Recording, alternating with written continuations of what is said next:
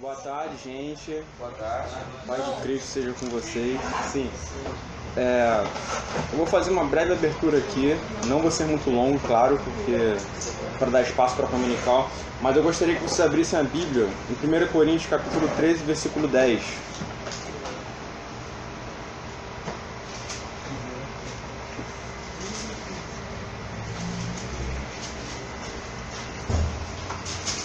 Posso ler? Isso.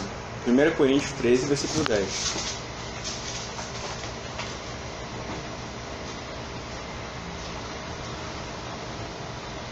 Vou fazer a leitura. Quando, porém, vier o que é perfeito, então o que é em parte será aniquilado. Eu acredito que seja comum que, com o passar do tempo, algumas doutrinas importantes da palavra de Deus a gente começa a esquecer. Tanto que hoje em dia Deus tem levantado muitos homens de Deus para poder levantar certas bolas assim, em relação a algumas doutrinas esquecidas pela igreja. Você tem, por exemplo, o Paul Washer falando sobre regeneração e falando, cara, o nego esqueceu isso. Falando sobre conversão, assim, o que seria uma conversão bíblica. E até com isso querendo combater as falsas conversões que temos hoje na igreja, querendo combater o fato de que a gente tem um número crescente, muito grande de cristãos nominais, pessoas que estão indo para a igreja, mas só que são só igrejeiros. Não experimentaram da conversão em Cristo, não nasceram de novo. Mas só que, como eu falei no começo, costumamos esquecer as doutrinas essenciais da palavra de Deus. E essa não é apenas uma doutrina que esquecemos, como a regeneração e a conversão. E graças a Deus a gente está renovando a nossa compreensão em relação a isso.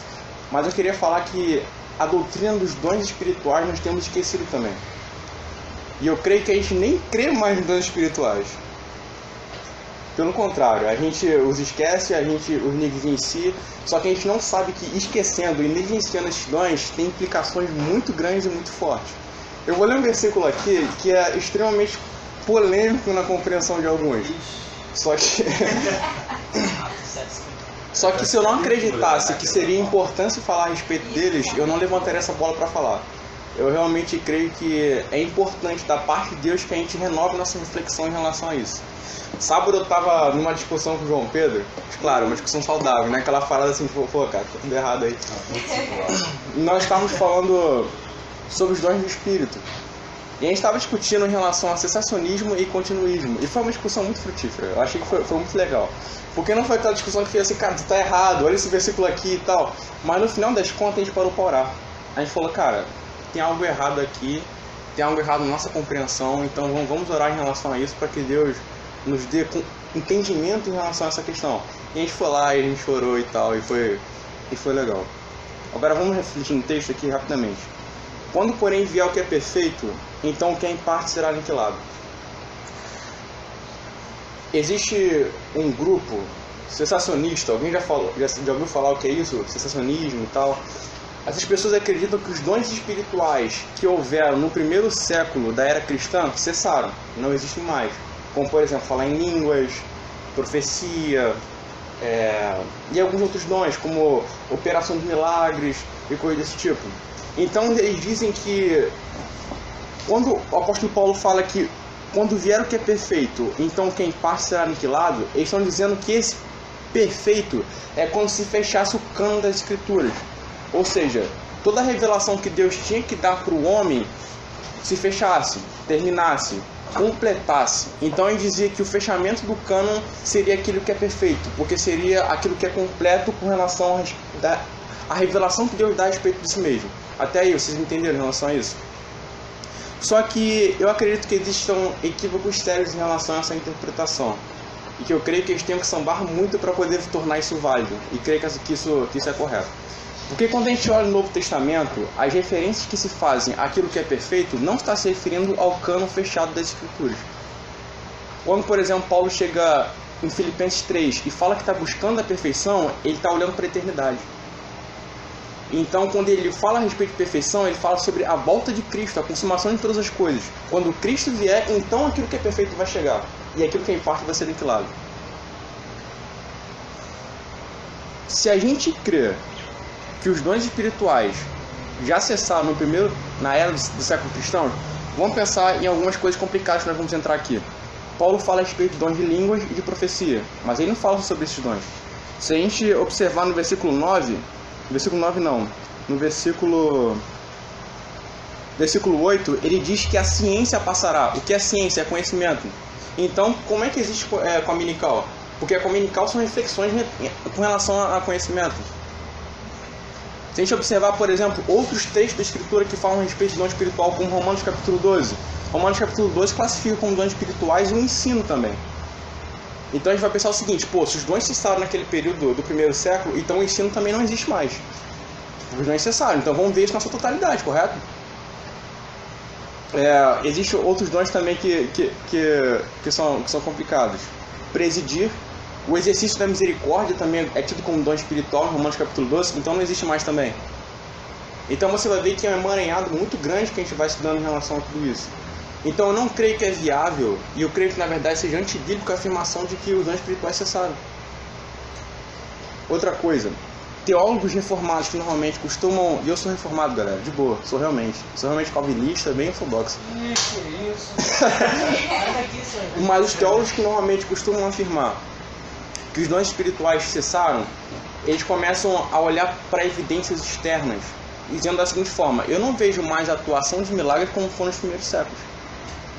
Mas será que isso não é um meio hermenêutico, se eu posso dizer assim, de interpretação muito liberal?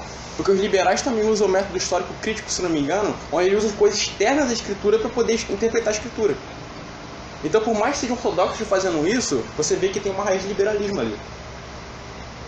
Irmãos, eu creio que uma interpretação equivocada do texto bíblico traz consequências muito ruins para a gente. Eu vou dizer o porquê. Em primeiro lugar, vocês poderiam me dizer o porquê do dom espiritual? Por que Deus ter dado dons à Igreja de Cristo?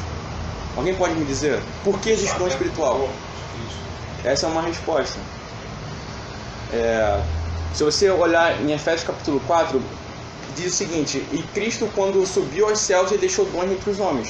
E depois o apóstolo Paulo vai dizer quais são esses dons e por que desses dons, que é o aperfeiçoamento do corpo de Cristo, que é que os irmãos cheguem à maturidade do conhecimento de Jesus Cristo. Baseado em Marcos 16, também é capacitar a igreja para a missão. Exatamente. Exatamente. Então, assim, o Espírito Santo ele tem uma utilidade que é essencial para a igreja. O Felipe Veloso falou a respeito da missão. Mas ele também promove a unidade, a edificação e o crescimento dela. Não sei se vocês já observaram, mas só que todos os dons espirituais, eles têm uma utilidade prática muito grande. Por exemplo, quando a gente fala a respeito de dons de línguas, as pessoas, realmente eu vou dizer para vocês, os carismáticos, eles corromperam esses dons hoje. A gente tem uma compreensão errada em relação a eles. Não é você balbuciar várias palavras ao mesmo tempo. Se a gente olhar ali no contexto de Atos capítulo 2, a gente vai ver algo interessante acontecendo. Pessoas de várias línguas, nações, pessoas que não eram essencialmente todos judeus, elas começaram a compreender umas às outras na sua própria língua. Não sei se isso lembra a vocês, Efésios capítulo 2, que a barreira de separação entre judeus e gentios foi quebrada. Então, quando eu vejo dons de línguas, eu vejo ele na mesma utilidade que todos os outros dons, promovendo a unidade da igreja. Porque os judeus vão olhar para o gentio e falam assim: cara, ele fala a mesma língua que eu. Então, Cristo, que foi prometido no Antigo Testamento, que trouxe a salvação ao meu povo, também está salvando dele. Então você vê o dom de línguas sendo usado para a promoção da unidade da igreja. Só que talvez o entendimento a respeito disso foi perdido. Qual é o problema? Se os dons espirituais promovem a unidade da igreja, promovem o crescimento da igreja, é essencial para a saúde da igreja, uma vez que eu não creio mais nele, ou creio que eles cessaram, eu não vou buscar por eles. 1 Coríntios capítulo 14, quem lembra que está escrito aqui? O apóstolo Paulo, ele insiste com os cristãos: busque os dons espirituais. Só que ele vai dizendo, ele até explica isso no capítulo 13 de 1 Coríntios, mas não use para poder se promover diante da igreja. Use os dons espirituais, em primeiro lugar, em amor, e depois para promover o crescimento delas. A gente não deve buscar o dom espiritual para nós mesmos, mas para o outro. O dom do Espírito Santo não é para nós, mas é para a igreja. Quando a gente tem aquela consciência: quero servir a igreja de Deus, quero ajudar os meus irmãos na fé, quero que eles cresçam em Cristo Jesus, a gente pensa assim: capacita-me para isso. E como Deus capacita isso? Dando os dons do Espírito. Sabe qual é o problema? A partir do momento que a gente não crê mais nisso, o que acontece com a gente é que, negligenciando a busca por dons espirituais, a gente vai negligenciar a busca pela edificação do próximo também. Eu acho que essa é a minha ênfase aqui hoje. A gente precisa realmente crer nos dons do Espírito Santo e devemos buscá-los. Claro que não para nós mesmos, mas para o outro. Então eu espero que essa reflexão realmente venha no coração de vocês, no entendimento de vocês também a respeito da Escritura. É claro que o debate em relação a esse trecho que eu abri aqui é muito mais extenso, é muito maior do que isso. Eu só entrei só numa partezinha em relação a isso. A gente tem muito mais a explorar sobre isso. Eu andei lendo algumas coisas, a gente pode conversar mais a respeito disso e até entrar em discussão em relação a isso. Mas só que vamos parar para perceber se a nossa negligência com o dom espiritual não tem a ver com a nossa falta de instrução teológica e com a nossa incredulidade com relação aos dons espirituais. A semana passada, não sei se vocês perceberam, mas um rapaz falou a respeito de ter orado para a ressurreição de um amigo dele. Eu vi deboche na cara de algumas pessoas. Estou falando sério, eu vi riso na cara de algumas pessoas. Mas aquele rapaz falou aquilo com muita convicção e com muito fervor, se vocês não perceberam. Ele não estava falando nada absurdo. Não estava falando nada absurdo. Irmão, se hoje a gente falar que uma irmã foi curada porque alguém pôs a mão sobre ela, ela foi curada. Se a gente falar que um cara lá no Nordeste ressuscitou morto, a gente não vai crer. Só que não é bíblico que a gente não crê nisso. A questão é, estamos nos tornando muito mais liberais do que crentes. Então eu creio que a gente tem que retornar essa fé bíblica fervorosa, de que Deus capacita a igreja, os irmãos, a servirem uns aos outros e pode operar coisas que talvez operou no primeiro século e ainda pode fazer atuais hoje em dia. Como eu estou falando para vocês, quando vejo os argumentos sobre os dons espirituais terem cessado, vejo muito mais isso pautado nas experiências pessoais e numa certa incredulidade do que de fato a argumentação bíblica. E se os dons espirituais cessaram, vamos esquecer o que o apóstolo Paulo disse em 1 Coríntios capítulo 14, instruindo a gente a usá-los. Então acho que é basicamente isso que eu queria dizer para vocês. Eu não tive tempo para poder, na verdade, os encontros de comunicação, eu queria realmente preparar algo melhor para vocês, mas também a gente tem tempo hábil para isso aqui numa abertura só. Então é só isso, gente. Amém. Não, mas isso é muito pertinente, cara. A gente sempre vai se Ainda bem que eu não teve tempo. Já também vai rasgar a folha de Noé. Não, mas eu acho que isso aí tudo a ver, cara. Eu falo assim que às vezes a gente aceita alguns dogmas protestantes, né? Por exemplo, um dogma reformado quase um dogma. Quase todo reformado, assim, quase todo não, mas uma quantidade expressiva é sensacionalista. Eu, pelo menos, eu acho que é. Então, eu creio que é uma discussão pertinente, nos atrapalha a orar pela cura, nos atrapalha a orar pela ressurreição, nos atrapalha a pedir a Deus para nos enviar para um lugar que a gente não sabe a língua. Deus, pô, eu quero falar essa língua lá, dá uma ajuda, Deus, eu estou indo lá, entendeu? Eu acho que só atrapalha. E não tem estrutura bíblica. Quando ele fala assim, que vier aquilo que é perfeito, cara, ele não está falando do cano, ele não está falando de Apocalipse ser escrito, ele está falando mesmo de Jesus voltar e a glorificação e tal, ele está falando do fim. Não consigo ver de outra forma, nunca consegui. Muito boa a palavra. Fala aí, gente, quer comentar? Fala. É interessante o que você acabou de falar, que foi justamente uma discussão que eu estava tendo sobre esse assunto, sobre esse verso, que essa ideia do que é perfeito. Então eu entendo que o que é perfeito é a volta de Cristo. E ele começa a falar antes, ele fala assim, ó, havendo profecias, aparecerão, havendo línguas cessarão. Aí ele fala aqui, ó, porque em parte conhecemos e em parte professamos. Quando, porém, o que vier o que é perfeito, então o que é em parte, ou seja, os dons, serão aniquilados. Ou seja, Deus ainda não voltou para o dom ser aniquilado. Eu achei sensacional. Confirmou o que precisava ser confirmado no meu coração, sabe? Porque às vezes com essa discussão, você ainda fica meio com o pé atrás. Será que eu falei certo? Será que eu estou errado? Então, realmente, glória a Deus pela sua palavra. Muito bom. O André, ele fala muito que o entretenimento entorpece a mente do cristão e aí ele fica insensível para com Deus. Acho que uma outra coisa também que entorpece a nossa mente é essa vontade de combater a heresia em nível radical. Porque essa galera toda que combate os dons o faz em parte por causa da raiva que sentem pelo movimento pentecostal. Eles deturparam muito os dons e a dinâmica de como utilizá-lo na igreja. E isso gera na galera reformada um ódio Eu tenho que combater, e isso acaba entorpecendo a mente para buscar algo que é sadio e algo que é bíblico. Eu tá entendendo esse papo de dom, Sim, sabe? eu quero fazer uma pergunta. Eu sou católico, eu nunca vi ninguém falar em línguas. Eu queria perguntar, como é que é isso? É a pessoa, ela ter esse dom, pode falar a hora que quiser, ou tem uma interferência com o Espírito Santo? Como é que é isso? Então, os dons espirituais não podem ser manipulados por nós. Não é assim, pô, eu quero que ele aconteça agora, então ele vai acontecer. É algo concedido por graça da parte de Deus. Por exemplo, um pregador que tem um dom para ensinar, às vezes ele está ensinando nem sempre sente fluir aquilo que está acontecendo. Mas às vezes Deus concede uma graça especial que ele está fazendo. Entende? Então assim, primeiro que a gente deve entender a respeito dos dons. Ainda que a gente deva buscá-los, Deus concede por graça, por vontade própria e soberana dele.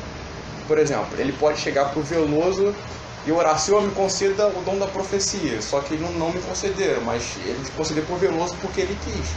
Entende? Não que ele não tenha ouvido iniciado a minha oração. Mas só que primeiro ele concede por graça e ele opera quando ele quer em relação a isso. Né? Por exemplo, eu quero... como posso dizer? Eu quero curar uma pessoa, então depois uma pessoa vai ser curada. Não, Deus concede isso na hora. Sim, mas Entendi. ainda é a pessoa ou... Deus opera por meio dela. É Deus. Isso, é Deus. Por isso que eu queria...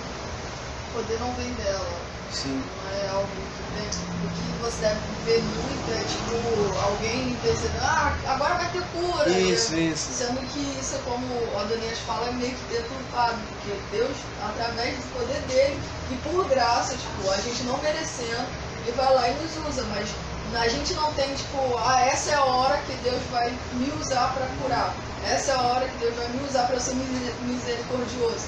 Pelo contrário, é a vontade dele, é o tempo dele, é ele que faz, e nele a gente faz isso. Mas não tem como o homem falar, eu vou curar hoje, eu vou botar a mão e o cara que estava cego vai ver. Não, nada é eu, mas sim é Deus através de... Viu? Pensa numa caneta e num poema. Que mérito tem a caneta de ter escrito o poema? Ela é um instrumento do poeta. Entendeu? Então Deus é o poeta, a cura é a poesia, e nós somos a caneta.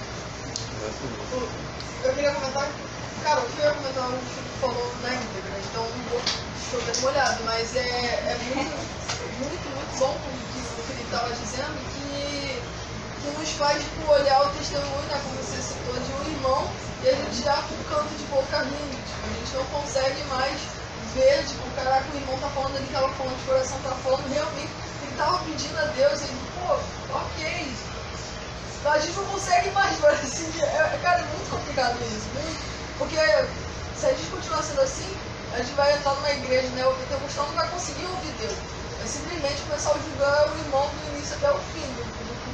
Tipo, é muito triste, né? A gente se coloca acima de Deus nisso.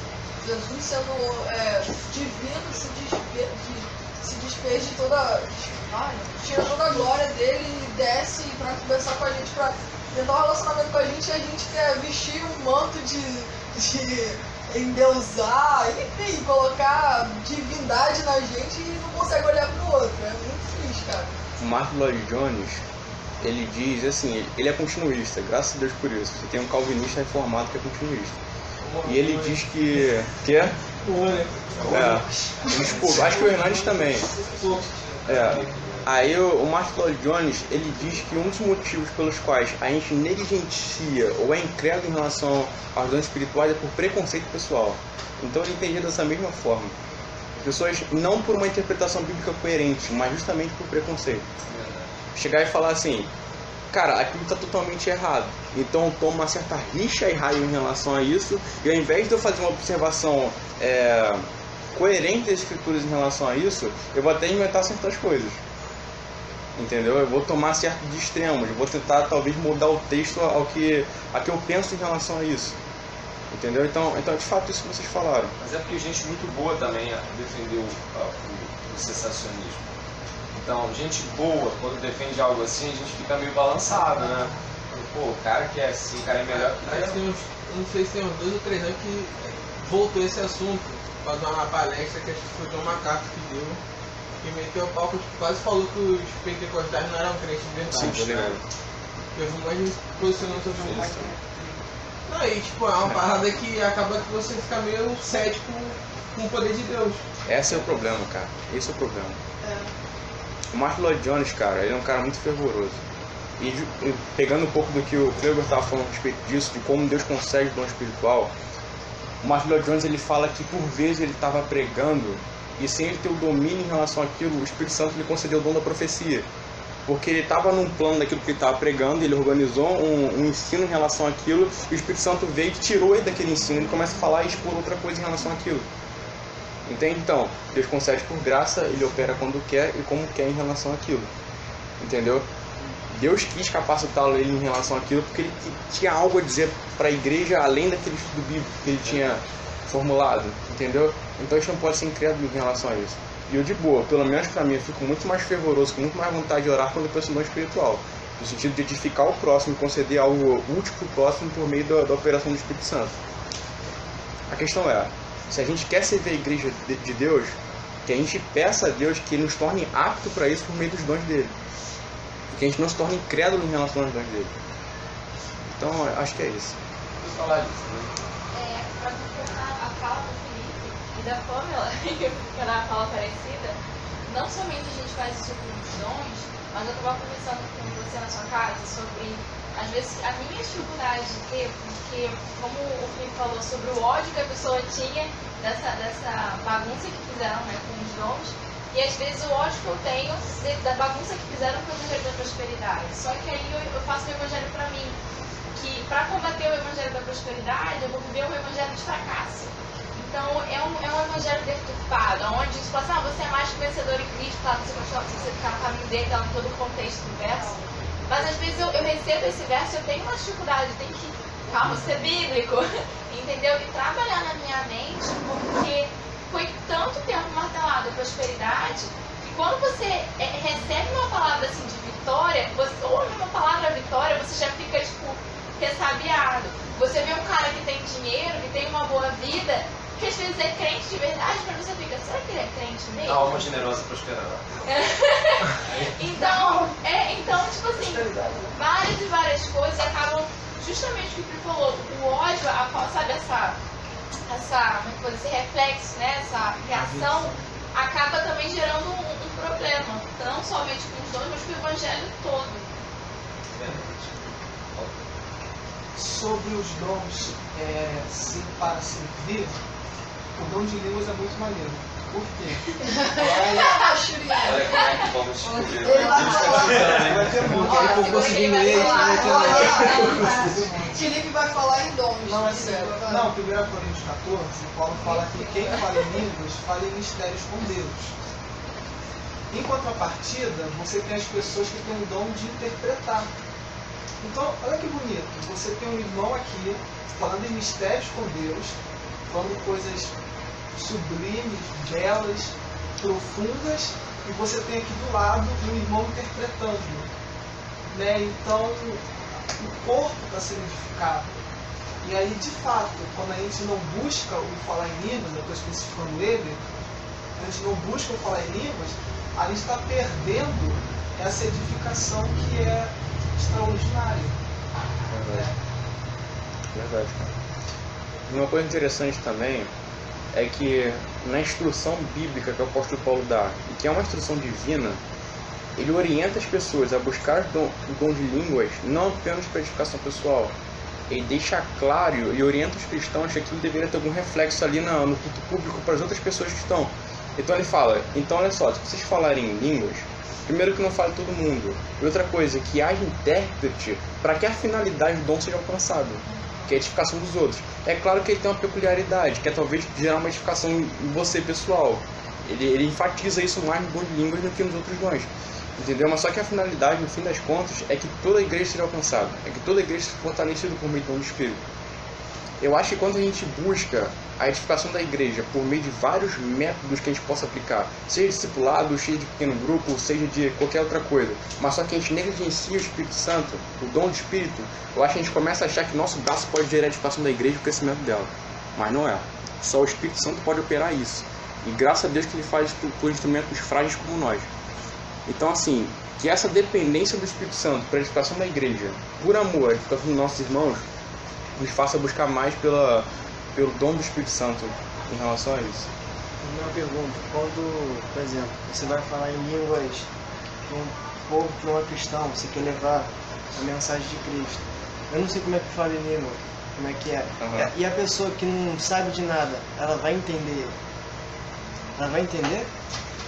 Cara, isso é mistério pra mim, mas eu creio que sim. Outra coisa, houve... Mas em Atos aconteceu isso, os caras estavam falando na própria língua e eles não estavam... Engraçado, no livro de Atos, ele não diz que os caras estavam falando na língua dos caras. Você já viu isso? Uhum. Diz que eles é que estavam ouvindo em suas próprias línguas. Exato. E os outros achavam que eles estavam bêbados, então provavelmente o dialeto que eles estavam falando ali não era algo reconhecível. E era um tempo de festa, o povo estava fluindo para aquele lugar, então você tinha muita gente de vários Pentecoste. Páscoas, aí Pentecoste 50 dias depois, então tinha muita gente. Pentecoste é festa de colheita. Então não é só judeu que comemora a festa de colheita. Exatamente. Existe uma profecia no livro de Isaías em que Deus fala que falaria ao povo dele por outras línguas, entendeu? Então essas coisas se culminou ali na revelação de Jesus Cristo. O que acontece gente, acho que para finalizar, pra gente ter família hoje, Não, você não liga. Esse que ele teve que Não. levar. Uma semana ainda. o dom do Espírito Santo é atual. Acho que um cara legal para vocês buscarem em relação a isso é o Martin Lloyd Jones. Ele fala uma parada bem engraçada no comentário dele do capítulo 12 de Romanos. Ele fala uma parada bem engraçada. Ele fala, cara, é de dar risada de nego acreditar que os dons cessaram. Só que ele não fala debochando. Mas é porque ele fala, porque se os dons cessaram, como eu tinha falado aqui no começo, você tem vários dons que hoje a gente é imprescindível pra gente, como ensino, conhecimento, como uma palavra de sabedoria. Não, só cessaram os misteriosos fantásticos. Exatamente. Mas que pode ensinar Na Bíblia tem um momento em que cessa metade. Usando esse Pastores e argumento, mestres, por exemplo, cara. Amigos, Em Efésios 4:11. esse argumento que você usou muito bom, no início do capítulo 12, que ele começa a abordar o tema dons espirituais, ele diz que ninguém diz que Jesus é o Senhor senão pelo Espírito. Isso. E aí ele põe tudo no mesmo pacote. É pelo Espírito que você diz que Jesus é o Senhor, é pelo Espírito que você cura, é pelo Espírito que você fala em língua, então tudo pelo Espírito. Então, tipo assim, o realizar proezas cessou, mas o dizer que Jesus é o Senhor, não. Então, assim, Exatamente. não dá. É o que convém. Convém no meu comentário.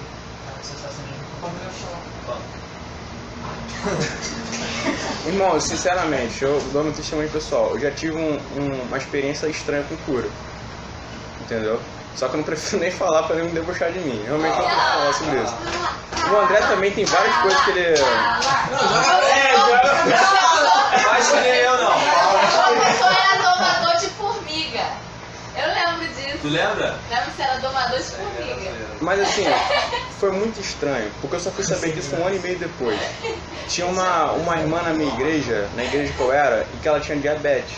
E ela estava com problemas sérios em relação a isso. E a vista dela estava escurecendo, ela estava ficando cega. Teve um dia no final do culto, e assim, eu tinha muita proximidade com essa irmã. Eu toquei no olho dela. Ela falou que a partir daí o olho dela começou a clarear e parou de escurecer. E a gente pensa, pô, o milagre não deve ser instantâneo, mas e quando Jesus amaldiçoou a figueira? Em que só no outro dia que ela veio murchar? E o olho dela melhorou, parou de ficar cego. Cara, Entendeu? segunda vez que a Olivia ora por mim, eu fico bom. Eu tava desfalecendo em casa, desesperado porque eu ia deixar ela sozinha. A Daniela tava com a Elisa na rua. 1 ano atrás, a Olivia orou, tipo, Papai do Céu, cura meu pai em nome de Jesus, amém, e foi brincar com a Polly. E eu melhorei na hora, ontem de novo. Eu tava passando mal assim no sofá, assim, caraca, eu vou morrer aqui. Homem é frouxo, né? Vou morrer aqui. Aí de repente ninguém pediu nada, ela foi, levantou do sofá, Papai do Céu, ajuda ele. Papai, já tá bom? Não, filha, não é assim não, tu orou agora e tal. Se deu 30 minutos, já tava bem, cara. Cara, já aconteceu uma parada estranha também. Sim, Eu fui em São Paulo faz muito tempo mesmo, você nem lembra, faz muito tempo. E só que só agora eu fui saber que teve uma vez que a gente estava lá em São Paulo, e aí estava eu e minha mãe. Aí tinha um rapaz que a gente conhece lá, que tem parente lá.